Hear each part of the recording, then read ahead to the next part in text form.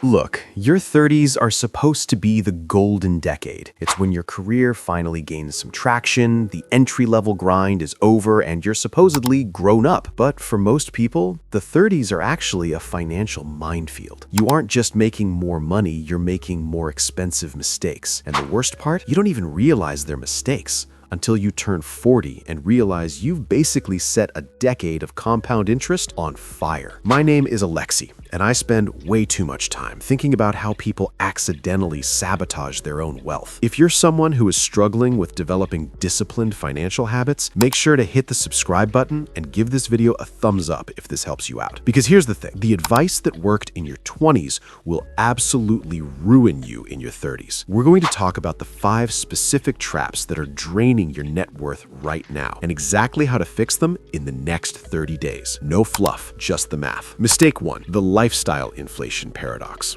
Let's start with the one everyone thinks they have under control, but they don't. It's the lifestyle upgrade. When you're 23, living on ramen and sharing an apartment with 3 people is a rite of passage. But when you hit 32 and get that $15,000 raise, suddenly you need the luxury apartment. You need the SUV with the heated seats. According to a recent study by LendingTree, roughly 60% of millennials earning over $100,000 a year are still living paycheck to paycheck. Read that again. 6 figures, and they are one missed check away from disaster. Why? Because of a psychological force called hedonic adaptation. Your brain gets a hit of dopamine from the new car, but within 3 months, that car is just your car. But the $700 monthly payment, that stays for 72 months. The fix? Use the 50% raise rule. Next time you get a bump in pay, take exactly 50% of that increase and automate it directly into your brokerage account. If you get a $500 a month raise, you get $250 to spend on lifestyle, and $250 goes to your future self. You still feel the win, but you don't kill the compound interest. Mistake 2, the house poor trap. Now, you might be thinking, Alexi, buying a home is an investment. How can that be a mistake? Look, here's what most people don't realize. In your 30s, the pressure to settle down leads people to buy way more house than they can actually afford. In the US, the standard advice is that your housing costs should be 28% of your gross income. That is a terrible advice in 2026. If you make $100,000 and spend $2,300 on a mortgage, plus property taxes, insurance,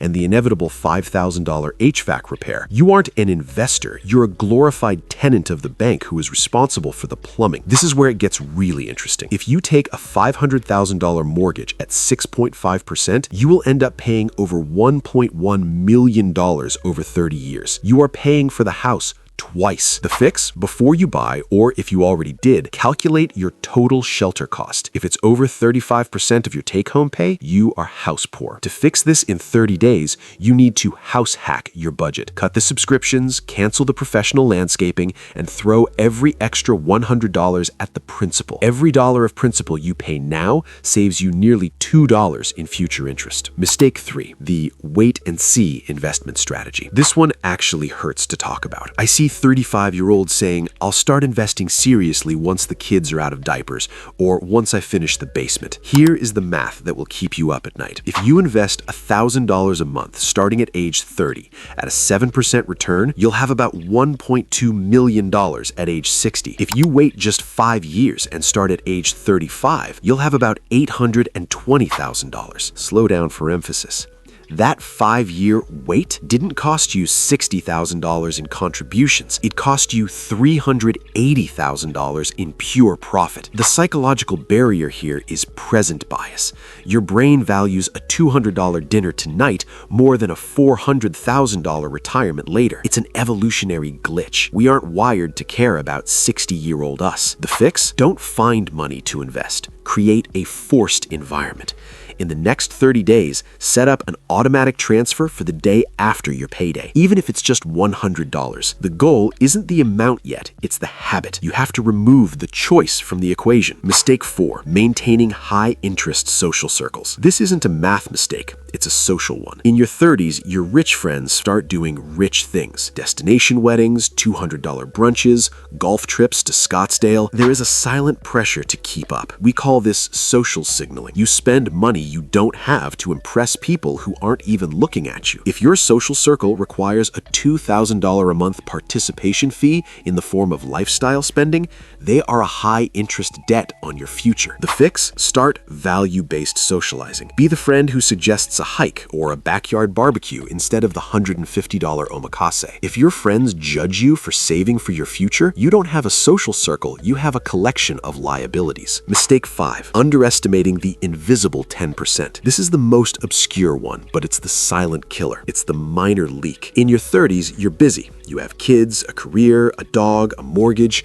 You stop looking at the line items. The $15 streaming service you don't watch, the $80 gym membership you haven't used since January, the premium insurance policy you never renegotiated. Individually, they're small. Collectively, they are the invisible 10%. For a household making $120,000, that's $1,000 a month simply evaporating. The fix? The 30-day audit. Open your bank statement from last month. Highlight every recurring charge. If you haven't used it in 30 days, kill it. Call your insurance provider and ask for a retention discount.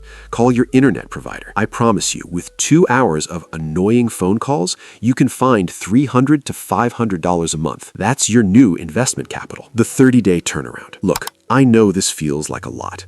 It's easy to feel frustrated that you haven't done this already, but the best time to plant a tree was 10 years ago. The second best time is today. Your 30s aren't over. You still have the most powerful weapon in finance on your side, time. But that weapon is losing its edge every single month you wait. In the next 30 days, I want you to pick one of these fixes, just one. Automate that 50% raise rule or cancel those invisible subscriptions. Stop playing defense with your money and start playing offense. You aren't spending when you invest. You're buying your freedom back from a future where you have to work. You've got this. Stay disciplined, stop making the average mistakes, and I'll see you in the next video.